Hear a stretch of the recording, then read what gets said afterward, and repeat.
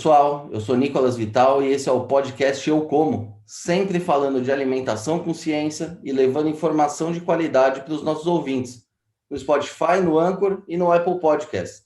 E também em vídeo no nosso canal do YouTube. Já segue a gente? Se ainda não segue, não se esqueça de se inscrever nos nossos canais. Muito bem, pessoal. Hoje nós vamos falar sobre um dos alimentos mais consumidos em todo o mundo e que também faz parte do dia a dia dos brasileiros. É fundamental para a produção de pães e massas, o trigo. Essa gramínea, muito tradicional no sul do país, é um dos poucos produtos agrícolas no qual o Brasil ainda não é autossuficiente. Um cenário que pode mudar nos próximos anos, graças às novas tecnologias disponíveis para a cultura. E para falar sobre esse tema, hoje nós vamos conversar com o engenheiro agrônomo Oswaldo Vieira, que é mestre e doutor em agronomia com MBA em marketing. E é atualmente o chefe geral da Embrapa Trigo, em Passo Fundo, no Rio Grande do Sul. Doutor Oswaldo, muito obrigado por aceitar o nosso convite. É uma honra ter o senhor com a gente aqui hoje. Ô, Nicolas, o prazer é nosso. Fico super feliz de poder contribuir e acredito que a gente vai ter uma conversa muito interessante sobre trigo, muitos, talvez, mistérios ou mesmo conceitos que a gente imagina sejam, talvez, desvendados hoje aqui nesse período que a gente vai conversar. Obrigado pela oportunidade. Eu que agradeço, doutor. E, doutor, para a gente começar essa conversa aqui do começo, o trigo é uma cultura milenar, né? Ela está aí já acompanhando aí o desenvolvimento da humanidade. Como é que foi a chegada do trigo aqui no Brasil? De onde que ele veio? Quem que trouxe esse trigo para cá? O trigo, a origem dele é lá na Mesopotâmia, né? Então, ele era adaptado para aquela região, começou lá, a gente pega na Bíblia mesmo, já diz lá na Bíblia, separar o trigo do joio, né? Então, ele foi trazido pelos portugueses, pelo Martim Afonso, e foi introduzido aí no início do século XVI e finzinho do século XVII, final do século XVI, início do século XVII, pelo Martim Afonso, naquele período das capitanias hereditárias. Ele começou no estado de São Paulo, né, sendo cultivado ali, e ali deu início ao cultivo, e depois, por tradição dos colonizadores alemães e italianos, principalmente, ele foi trazido para o sul em função das condições climáticas, porque quando era colocado em São Paulo, em regiões mais baixas e mais quentes, ele não se desenvolvia adequadamente. E aí os alemães e principalmente os italianos trouxeram para o Rio Grande do Sul, e aí o trigo começou a ganhar escala aí de produção no Brasil. E, doutor, o trigo ele é utilizado por uma infinidade de coisas, né? As pessoas pensam no pãozinho, na massa, mas para que serve de fato o trigo? Isso, acho que agora a gente vai começar a desvendar os primeiros mistérios aí.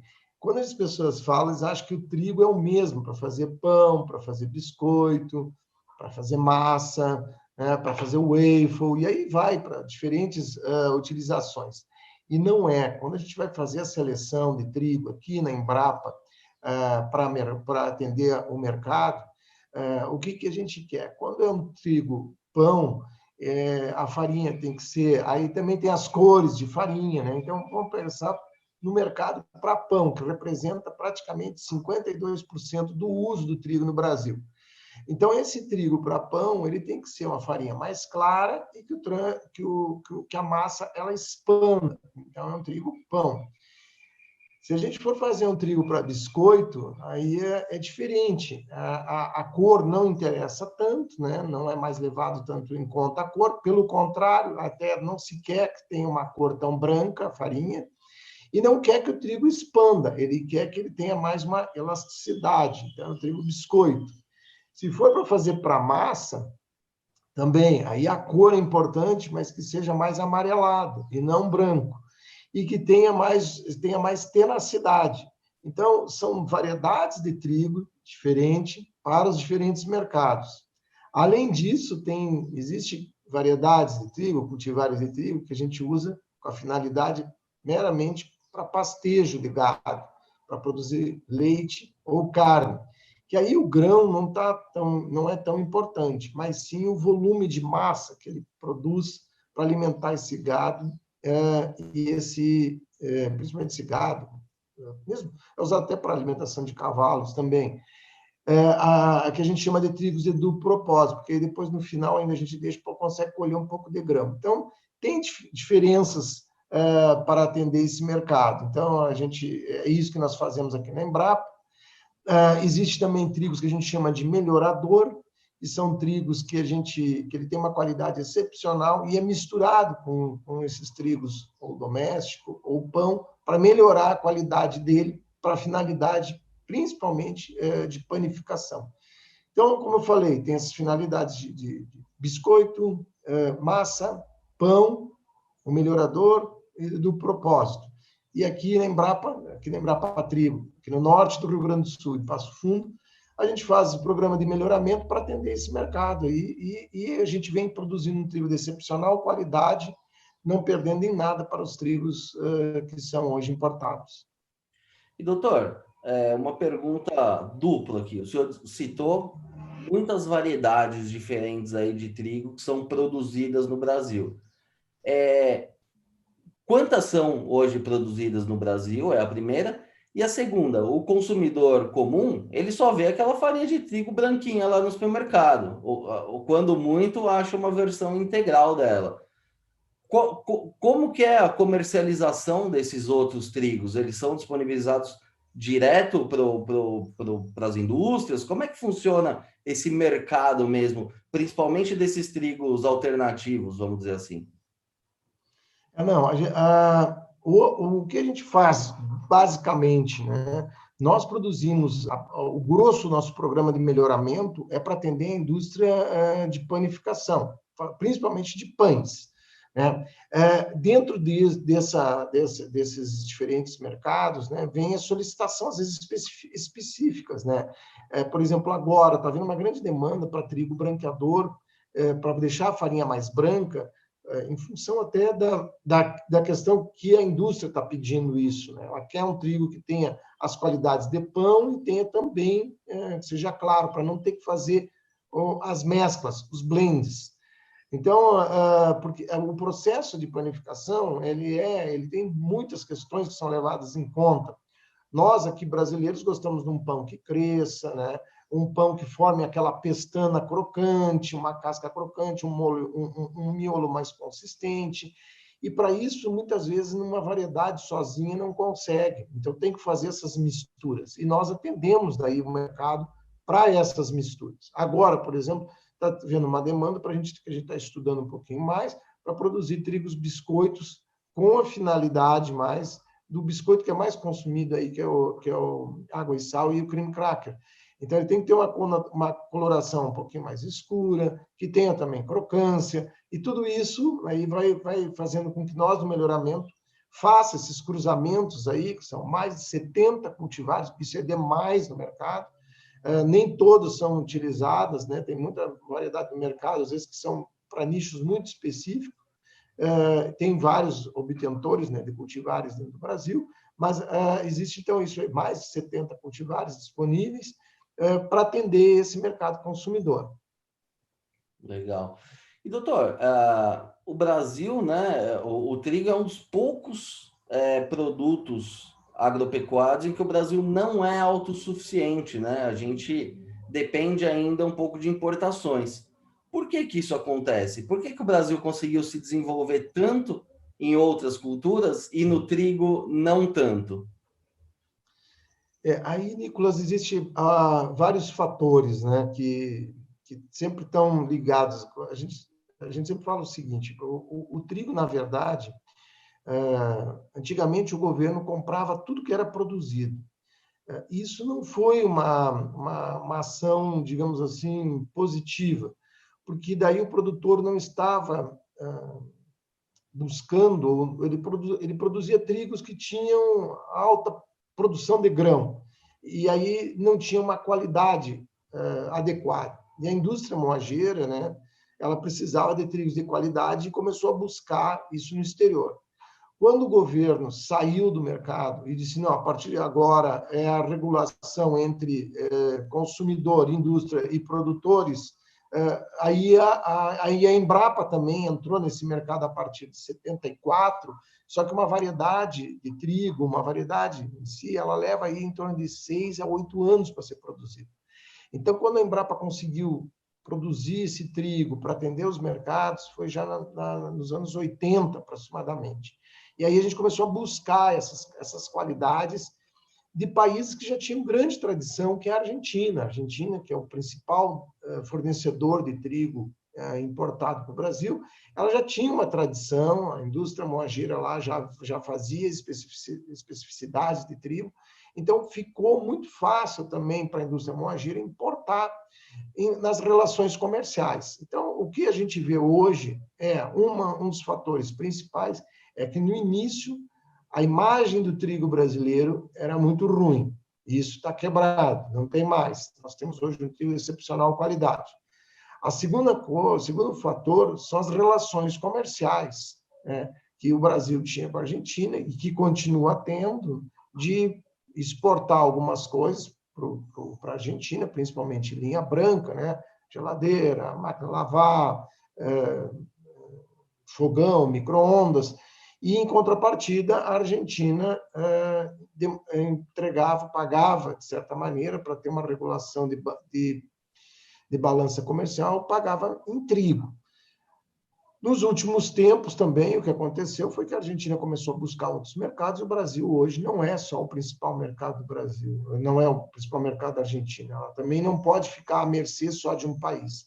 E a indústria nossa também começou a ver que o trigo nacional tem excepcional qualidade, atende os parâmetros que eles querem, e o consumidor também começou a ver nas prateleiras biscoitos, parece incrível, mas o Brasil é um grande exportador de biscoito, Nicolas. Então, nós começamos a atender o mercado externo em alguns segmentos e o mercado interno também, e isso vai estar paulatinamente diminuindo essa nossa dependência. Então, por último fator, a cultura de trigo no sul do Brasil, ela é uma cultura que tem maior risco por questões climáticas também. Então, isso às vezes assusta um pouco o produtor de apostar numa cultura onde que a comercialização tinha alguns entraves, né, e também uma cultura que apresenta a questão de risco climático.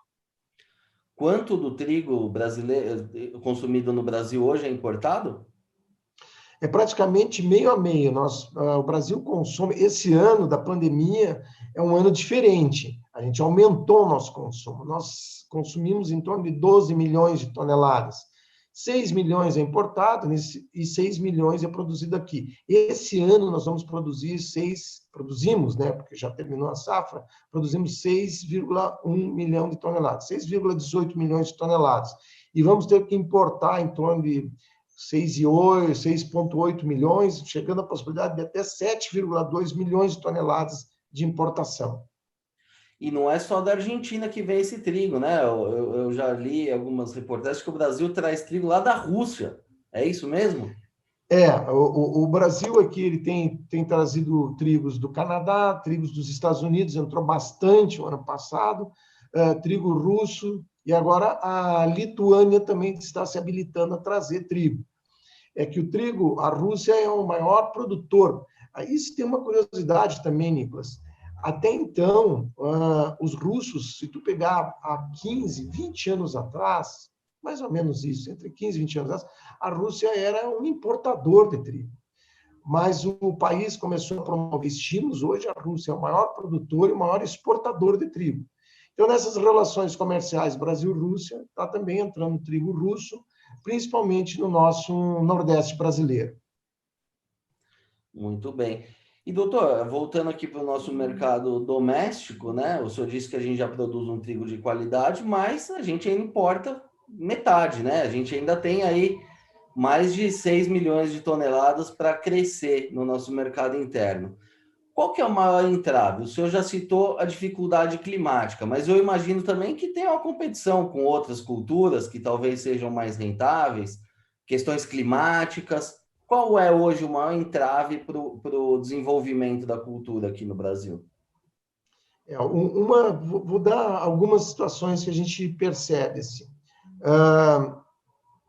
No Paraná, a grande região produtora do Paraná era o norte do Paraná, pela região de Londrina, Maringá, e aí se estendendo para a região mais oeste do Paraná, Cascavel, Palotina, Marechal Cândido Rondon, Toledo. Então, aquela faixa produzia, do estado do Paraná, produzia um trigo de excepcional qualidade, uma área muito produtiva e com um risco bem menor. O que aconteceu? A indústria de suínos e aves veio se instalando muito forte naquela região, e aí tem uma demanda para a produção de milho. E os produtores, aí o casamento soja, milho, entrou muito bem, uma forte compra de milho por essas indústrias. Então, o produtor ele olhou, bem, eu vou produzir trigo, que tem um pouquinho mais de risco, né? E com a dificuldade de comercialização, eu tenho milho, que eu vou ter um risco muito semelhante, mas com um custo de lavoura um pouquinho menor e com uma forte demanda pela cadeia produtiva de suínos e aves. E ele migrou daí para o milho. E ficou praticamente, então, as regiões mais frias do Brasil para produzir, ou seja, o sul do Paraná, o oeste de Santa Catarina e aqui no Rio Grande do Sul. E essa questão de comercialização também é um fator que também limita a cultura.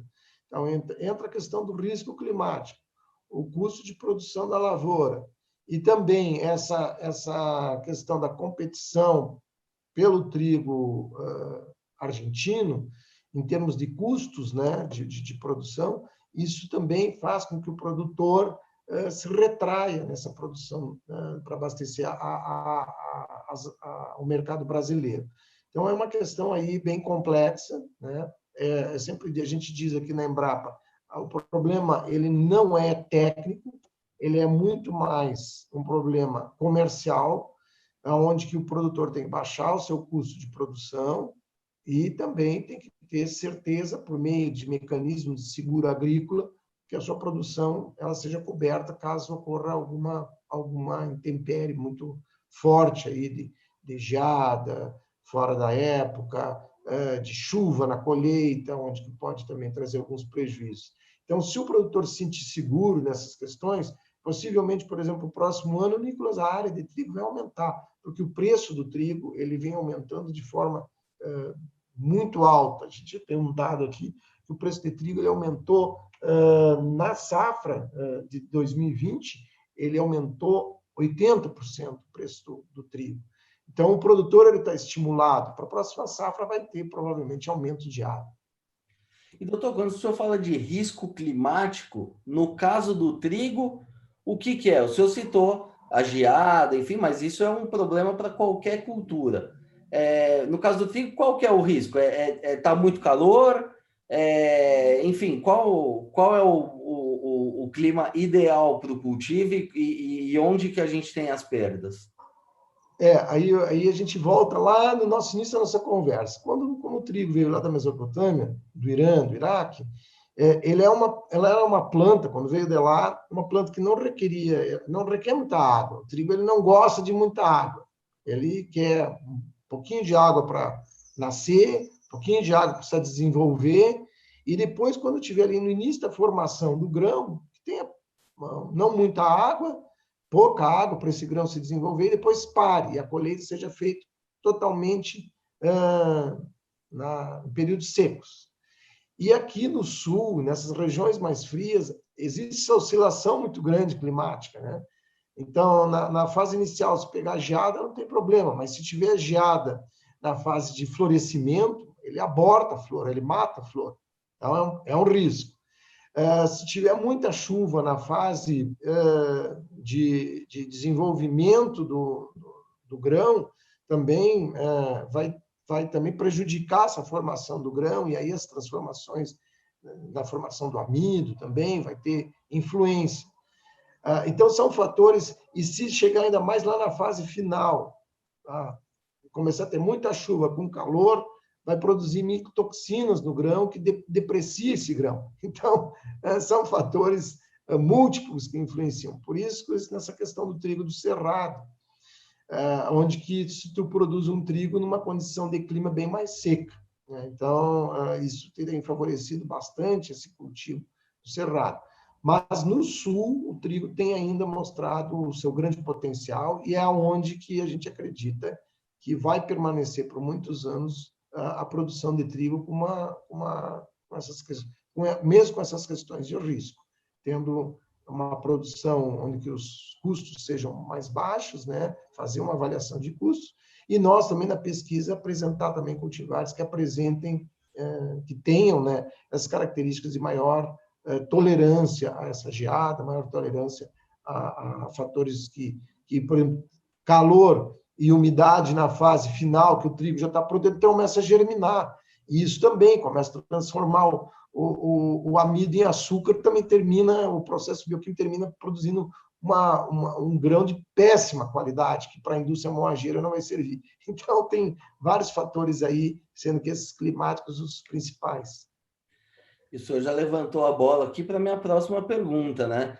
O trigo é uma cultura que tradicionalmente é do frio, né? Você vê, é a Rússia que produz, é a Argentina, aqui no Brasil está no Paraná, no Rio Grande do Sul.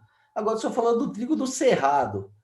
Como é que é isso? Como que é possível agora você produzir uma cultura chamada cultura de inverno lá no Centro-Oeste, onde temperatura raramente baixa dos 30 graus? Como é que é? Como é que foi esse desenvolvimento dessa cultivar? Nicolas, como é que nós enxergamos, né? Nós, da pesquisa, esse é o grande desafio nosso. Nós temos que ver, por exemplo, assim, nós temos que prever no futuro. Nós temos que enxergar futuro, sempre. Então, como nós temos uma área aí de cerrado imensa, para trigo seriam mais de 2 milhões de hectares, que estariam aptos agora já para a gente trabalhar com trigo, né?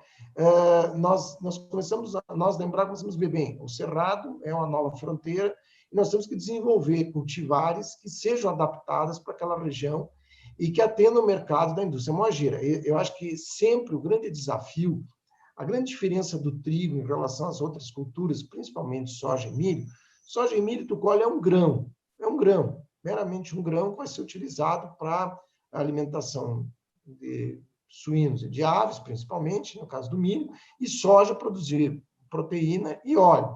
É isso aí que é a soja, com algumas variações. O trigo, não. O trigo ele tem que apresentar, como a gente falou no início, algumas qualidades para a indústria moageira. Então, o que nós fizemos?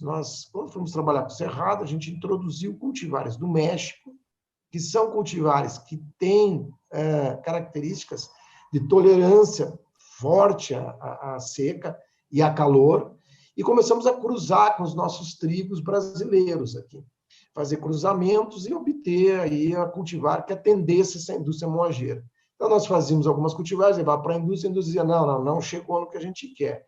E aí isso foi desenvolvendo, e aí a partir de 1995, se não me engano, nós lançamos, 2005, desculpa, eu não me recordo bem direitinho, lançamos as duas primeiras cultivares que até hoje estão no mercado, que é a BRS 254 e do BRS 264, que atendem perfeitamente o mercado da indústria moageira.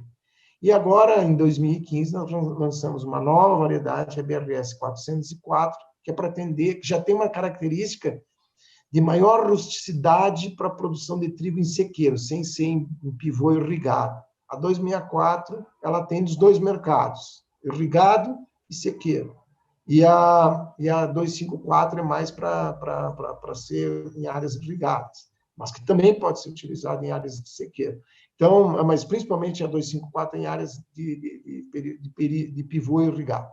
Então, a gente conseguiu fazer essa adaptação e isso, Nicolas, cresceu tanto que agora a gente teve o ano passado uma experiência muito interessante de trigo no Ceará, com uma boa produção, um ciclo muito curto também, e agora onde que nós estamos fazendo as nossas prospecções agora, é visando a região Nordeste, que existe um potencial muito interessante para lá. Tem áreas também com altitude elevada, com mais de 600 metros de altitude, e que tem produtores também, principalmente no Piauí, alguma coisa no Ceará, em Alagoas, no Rio Grande do Norte, no Pernambuco, que existem potenciais para ser trabalhado também com trigo para essas regiões. Então, esse é o nosso desafio. A gente sempre diz, né? Eu sou você amanhã. Eu sempre tenho que estar pensando aí em algumas questões aí que a gente vem vendo, até de hábitos alimentares também, Nicolas. De trigos, por exemplo, com digestão mais lenta, com baixo teor de glicemia, para atender um mercado desse público aí diferenciado, que tem esse público mais jovem, que se preocupa cada vez mais com a questão de saúde, né? com a questão da alimentação, uma alimentação adequada, balanceada. Nós também estamos começando já a trabalhar nesse sentido para produzir trigos aí com teores maiores de fibra, né? Então, tudo isso são desafios e é isso que nos move, né? São esses desafios que a sociedade nos traz que nos leva sempre a nos instigar e trazer o que o mercado deseja. E aí, doutor, como é que funciona o início de uma pesquisa aí? É sempre a demanda do consumidor que estimula essa inovação aí na Embrapa. E me conta um pouquinho dessas novas variedades aí que começam a ser desenvolvidas, que, como o senhor mesmo disse, demora 6 a 10 anos para ficarem prontas, né? Então, são coisas que a gente vai ver aí na frente. Me conta um pouquinho das pesquisas que estão acontecendo aí hoje para o trigo da próxima década, vamos dizer assim. O que a gente sempre procura, Nicolas, é estar sintonizado. Eu sempre digo assim, nós aqui na Embrapa Trigo, a gente sempre teve uma relação muito forte com o mercado consumidor. Quando eu digo mercado consumidor, é a indústria moageira, né? Então, a indústria moageira, ela vai apontando as tendências de mercado, a gente vai conversando com eles. Eu fiquei impressionado. Em dezembro, nós tivemos conversa com 3 grandes empresas do setor moageiro, setor que produz biscoitos também, e a gente vai sempre, eles vão falando as tendências de mercado, a gente faz essas reuniões para bater papo, para trazer também, eles trazem demandas para nós, mas uma coisa que a gente faz aqui na Embrapa Trigo é nós procuramos muito o mercado, nós vamos atrás, porque não dá para nós ficar lá achando que é um castelinho e fazer só as coisas que a gente imagina, né? Não, nós temos que fazer o que a sociedade almeja, a sociedade quer. Então, a gente vê assim, existe alguma tendência para um mercado que vem crescendo bastante nos últimos anos, é o mercado de croissant. Então, a gente está olhando também, que mescla é boa para atender esse mercado. Aí, nós estávamos conversando com uma empresa em dezembro, e ele comentou assim, uma característica lá que ele falou de trigo. E o meu colega, que é melhorista, disse, olha, talvez tenha muita cultivar que eu estou botando fora que atenda ao teu mercado. Então, nós vamos fazer o seguinte, nós vamos mandar o que está aqui na nossa linha de produção para você olhar e me dizer, essa aqui me interessa. E a gente aí, claro, trabalha mais forte, porque tem que haver essa sintonia. Então, isso a gente tem visto, né? Os pães industrializados e pães congelados também vem crescendo, principalmente pão congelado, algo que vem crescendo muito. Há características do trigo para atender esse mercado de pão congelado. Ele é diferente desse trigo aí que você vai na padaria muitas vezes e que não é congelado, é feitinho na hora, massa desenvolvida. Então, são características diferentes que nós vamos ter que trabalhar, por exemplo, de durabilidade dessa massa, as características dessa massa. Então, são fatores que a gente vai ter que levar em conta. O mercado de waffle, já existe uma demanda da indústria de que a gente veja alguma coisa de waffle, aí também é um biscoito diferente, porque a massa tem que ser mais clarinha do que o biscoito tradicional, que a massa é mais escura. Então, a gente tem que ir fazendo esses estudos e trabalhando com essas características.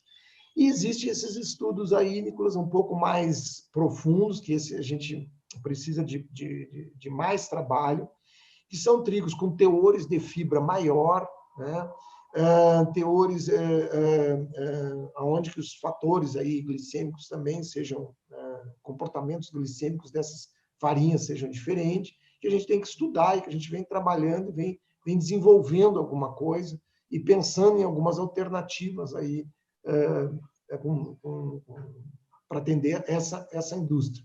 Então, sempre vai surgindo fatores novos aí, e aí a gente tem que estar correndo atrás para atender esses mercados. E, doutor, o senhor tem falado bastante aí nas variedades e nas demandas das indústrias, né? Agora, pensando aqui na dona de casa, ou no meu caso mesmo, eu faço macarrão, eu faço pão, só que eu uso sempre a mesma farinhazinha branca que vende ali no supermercado. É, Essa farinha, ela funciona para tudo, só que no caso da indústria pode ser melhor? É uma coisa nesse sentido? Ou, enfim, teria que ter no mercado farinha para pão, farinha para biscoito, farinha para macarrão? Como é que é isso? A farinha branca é uma farinha universal, podemos dizer assim? Aí já ficam.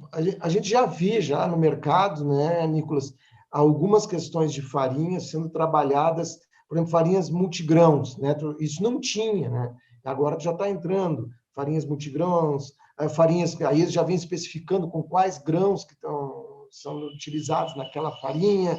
Então, existe já uma tendência do mercado fazer essa segregação. Ainda a demanda é muito pequena e ela é muito baixa.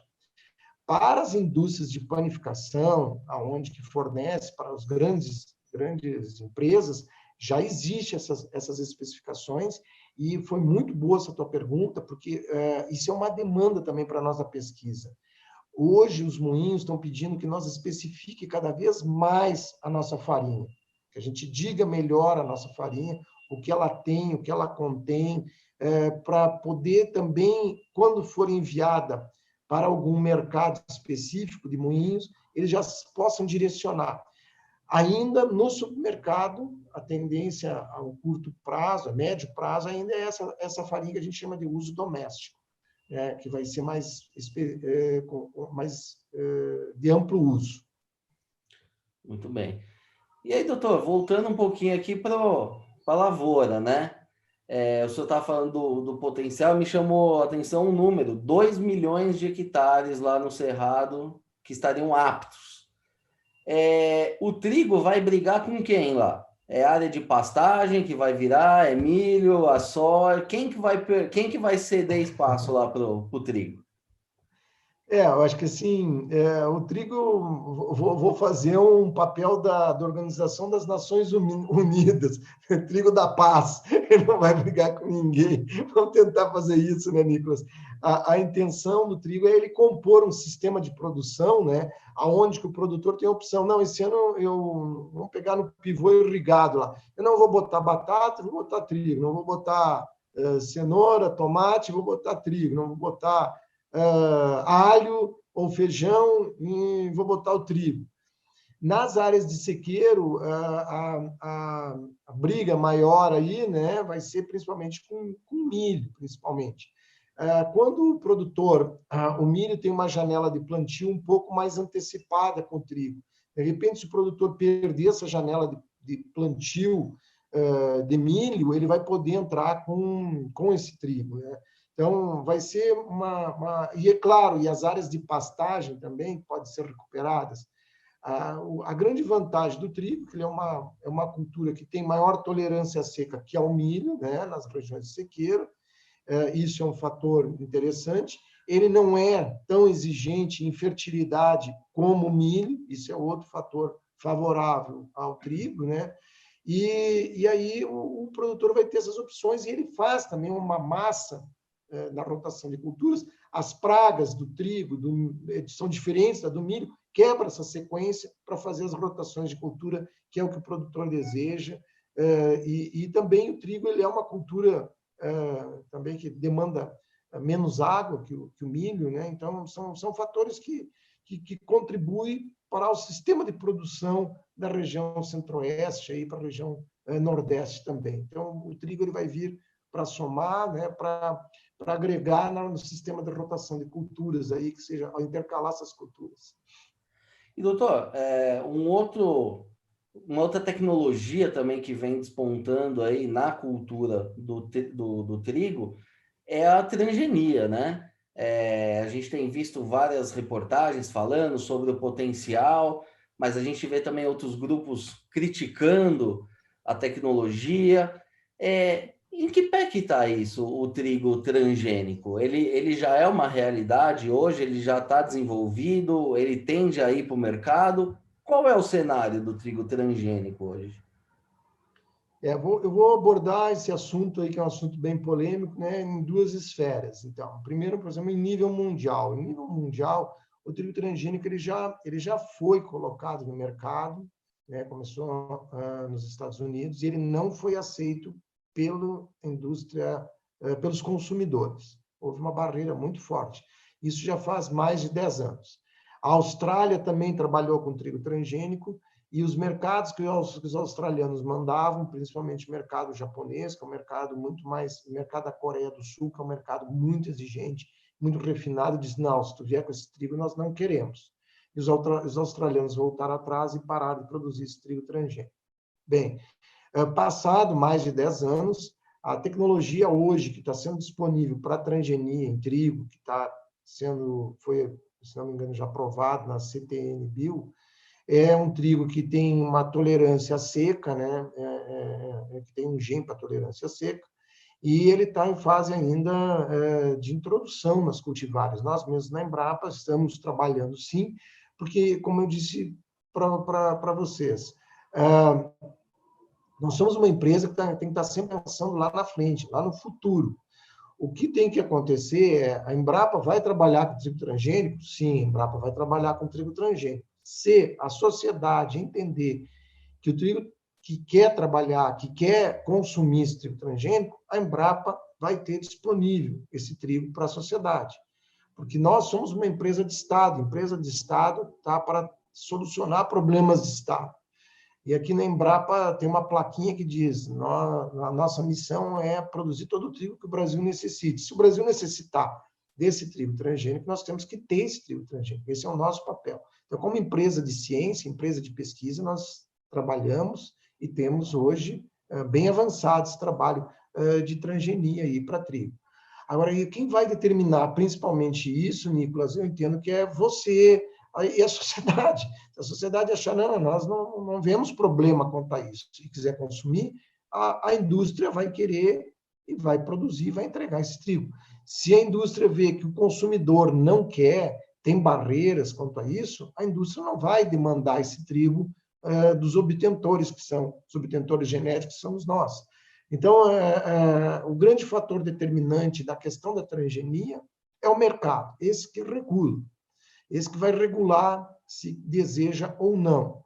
Aí existem demais fatores hoje, que é aquilo que a gente olha muito pouco nos pacotes, nas embalagens, se tem aquele triângulozinho com o T, tu está consumindo. Possivelmente aquele matinal que você consome aí, à base de milho, praticamente ele é 100% transgênico. Se você for olhar o óleo de soja que tem na prateleira, praticamente 100% é transgênico. Né? Muitas batatas, talvez, que tem aí no mercado, sejam transgênicas, chips aí que você esteja usando, seja transgênico, basta você olhar a embalagem, viu aquele triângulo T, tem produto transgênico. No trigo ainda existe essa questão aí de um mercado regular. Se o mercado regular e disser que sim, quer, nós aqui da pesquisa, é o nosso papel, é o nosso dever atender esses segmentos o que deseja. Esse é o nosso papel como empresa pública, é atender às demandas que a sociedade quiser e que a sociedade exige, de certa maneira. Né? É um tema polêmico, sim, é um tema que tem que ser muito discutido pela sociedade, mas nós da pesquisa, a gente tem que estar sempre pronto para atender todas essas demandas aí que ocorrerem. No próprio mundo ainda, Nicolas, existe muita barreira. Os argentinos mesmo, que são grandes exportadores, eles já tiveram sinalizações de países que compram trigo deles, dizendo assim, não enviem trigo transgênico, nós vamos devolver. Os próprios chineses, que até então eram autossuficientes, hoje importam, eles têm barreira, eles não aceitam trigo transgênico. E mesmo nesses países que eu te disse, Coreia do Sul, Japão, ainda tem essa barreira, e na Europa, então, nem se fala. É uma coisa assim que já tá, é uma tecnologia amplamente testada, né? O milho está aí, como o senhor mesmo disse, a gente come o cereal de manhã, é transgênico, o óleo é todo transgênico, e mesmo assim existem esses grupos, né, organizados contrários, né, e isso influencia a população como um todo. E aí que entra a minha próxima pergunta. A gente sabe que tem muitos produtos transgênicos que são muito melhores, né? Na soja a gente vê o salto de produtividade que teve, existe até o arroz dourado, né? Que é rico em vitaminas, que poderia ajudar muita gente em países mais carentes. Então, a transgenia veio para melhorar esse produto. No caso do trigo, qual é o ganho? É resistência à seca ou também é possível ter melhorias nutricionais no trigo? Muito interessante e muito boa essa tua pergunta, Nicolas. Sem sombra de dúvidas, a gente às vezes coloca a questão da transgenia só em produtos químicos, né? Ah, tem um produto químico lá que é colocado na soja e aí passa o produto e não acontece nada para a soja e elimina a planta daninha. Mas existe essa outra transgenia que tu muito bem colocaste, né? Que são transgenias que favorecem a saúde humana, né? E é isso que nós na Embrapa, estamos também vendo estamos conversando com uma empresa que trabalha fortemente em transgenia, onde não tem produto químico. São transgenias que são modificações em benefício à saúde. Como eu te falei aí, alguns trigos que tenham teores de amido reduzido, né? Que até foi isso que o rapaz falou, a gente está ainda em tratativas iniciais, mas teor de amido reduzido, que talvez para celíaco seja uma alternativa, né? Então, tem trigos aonde que os teores de açúcar desse trigo são mais baixos, que também viria ao encontro aí dessa questão, até para pessoas que têm problemas de diabetes. Então, tem algumas outras questões que são trigos geneticamente manipulados, mas que são favoráveis à saúde. A gente via, por exemplo, a gente tem uma doença hoje no trigo, né, chamada Brusone, que é o que impede principalmente ela desenvolver, expandir grandemente no cerrado. Talvez esse trigo transgênico ele pode ter uma alternativa, que é o que se busca também, é que esse trigo não tenha uma resistência grande a essa doença. Nós temos problema nas micotoxinas, que é produzido quando o trigo é produzido com temperaturas mais elevadas e umidade, cria também uma micotoxina que é prejudicial à saúde humana. E isso é barreira até para comercialização, né? Os níveis que a gente chama de DOM. Talvez seja criado cultivares transgênicos, e isso também vem sendo trabalhado por algumas empresas, e que essa micotoxina não se desenvolva. Isso é bom para a saúde humana, não tem problema nenhum. O trigo que está sendo trabalhado agora, esse que está vindo para o mercado, que está sendo proposto para o mercado, né, que está entrando em discussão, se tu for analisar ele friamente, ele tem algumas questões muito interessantes. A pegada ambiental dele é muito boa, porque ele é uma planta que exige menos quantidade de água. Então, se a gente for pensar num futuro de humanidade, a gente tem que fazer plantas cada vez mais eficientes, que demandem menos quantidade de água, né? E tu consiga produzir bem. Esse trigo ele tem essa característica, uma característica interessante. Ele tem um produto químico que foi colocado nele também? Tem. Talvez isso aí que a sociedade enxerga assim, com certa restrição. Mas esse produto químico ele nem é utilizado, aqui, muito pouco utilizado. Na região sul, talvez ele seja utilizado para fazer dessecação, mas na região centro-oeste não tem a menor necessidade. Então, tem que fazer essa análise. Eu acho que tem realmente transgenias. A gente viu produtos aí com transgenia favorável à vitamina C, transgenia com maior licopeno, no caso do tomate. Então, tem fatores que são positivos. A gente tem que separar essas questões e ser melhor discutido, e cabe a nós e a própria mídia também mostrar esses fatores de transgenia, que são fatores são fatores potencialmente favoráveis para a saúde humana. Então, a gente tem que fazer essa análise também separada dessas questões, para nós não ficarmos aí só achando que a transgenia é algo que só vem prejudicar a humanidade. E, de qualquer forma, Nicolas, a Embrapa, por exemplo, ela trabalha até hoje com soja convencional, onde não tem transgenia. Isso o mercado tem que regular. Se o consumidor lá na ponta começar a olhar e dizer assim, não, eu quero uma soja produzida orgânica e convencional, nós, na Embrapa, temos. Nós temos um programa, fugindo um pouquinho do tempo, nós temos um programa único hoje, que é de soja para alimentação humana, que a Embrapa Soja vem fazendo. Então, nós aqui na Embrapa, nós nunca vamos parar com os outros programas. Nós queremos sempre ter tudo que o mercado consumidor e que a sociedade deseja. Você não quer por exemplo, esse trigo de duplo propósito, é só nós que temos. Só nós que temos na Embrapa esse trigo de duplo propósito, de dupla aptidão, para pasto e para grão. Então, é isso que a gente busca. Nós queremos ofertar para a sociedade diferentes oportunidades. E o consumidor, você, tua família, a sociedade, vai dizer, não, eu não quero esse trigo transgênico, eu quero só trigo convencional. Então, e a própria indústria também pode chegar e um outro grupo da sociedade dizer, não, eu não me importo com isso, desde que ele tenha uma pegada ambiental melhor. Ah, não, ele tem essa pegada ambiental melhor. Então, tá bom, tá aqui esse trigo transgênico, e aí o consumidor vai decidir. Eu acho que isso a sociedade decide, e nós, como empresa de pesquisa, temos simplesmente que ofertar essas alternativas para o mercado. É isso aí, doutor. Essa questão da liberdade é tudo, né? Transgênico. Você pode colocar o trigo transgênico e o não transgênico, e o consumidor escolhe qual que ele quer. E aí a gente sabe o que o mercado diz. Muito bem, doutor. Essa conversa aqui tá ótima. A gente teria aqui assunto para mais umas 2 horas de conversa, mas o nosso tempo, infelizmente, já chegou ao fim. Queria agradecer mais uma vez pela entrevista aqui. Foi uma verdadeira aula para mim e certamente para os nossos ouvintes também. Então, fica aqui o agradecimento e já o convite para a gente retomar essa conversa em breve. Nicolas, eu agradeço. Penso que muito interessante essa tua proposta.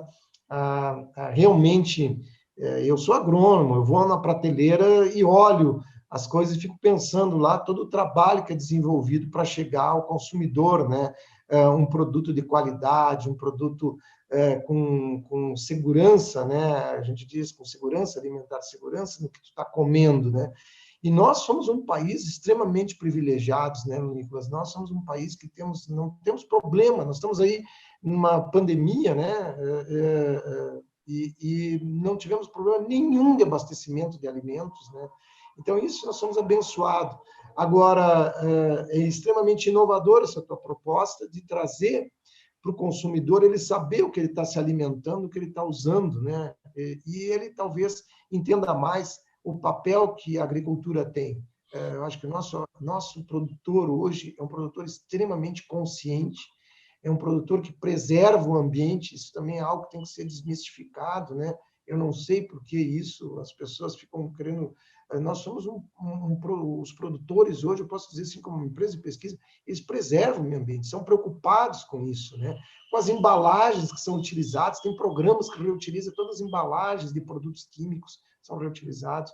A questão da água, a questão desse manejo da água, de uma agricultura que proteja o solo. Então, é um mundo espetacular para produzir um alimento espetacular, né? Então, nós somos um país abençoado por Deus e bonito por natureza. E a gente fica muito lisonjeado de poder participar, Nicolas, e contribuir com essa tua proposta. Conte sempre conosco na Embrapa, somos prazerosos em poder conversar. É isso aí, eu que agradeço. Muito bem, pessoal. Essa edição do podcast Eu Como vai ficando por aqui. Se gostou da entrevista, não se esqueça de seguir os nossos canais no YouTube, no Spotify ou na sua plataforma de streaming favorita. Aproveite e siga também no Facebook e no Instagram. Lembrando que esse podcast tem o patrocínio da Crop Life Brasil e volta com a sua programação normal na próxima sexta-feira. Por hoje é isso e até a próxima.